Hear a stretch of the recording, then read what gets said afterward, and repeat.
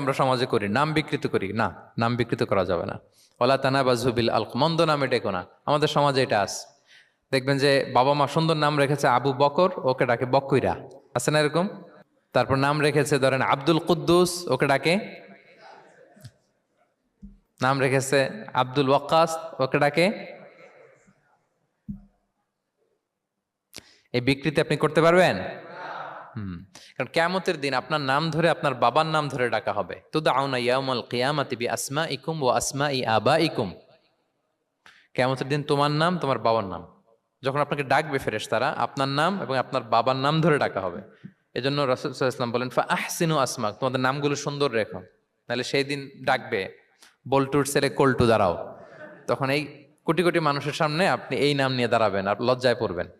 আর যদি বলে আব্দুর রহমানের ছেলে আব্দুল্লাহ, আসো, কত সুন্দর।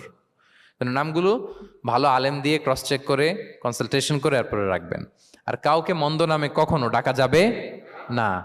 তার বংশের কোনো খারাপ কিছু দিয়ে তাকে ডাকা যাবে না। ধরেন একজনের বাবা ছিল চোর, কিন্তু তার সন্তান সে সৎ মানুষ হইতে পারে না। এখন বাবার কথা কি আপনি চোরের পোলা বলে ডাকতে পারবেন? না, আপনি ডাকবেন না, বলতে পারবেন না, কারণ সে তো ভালো।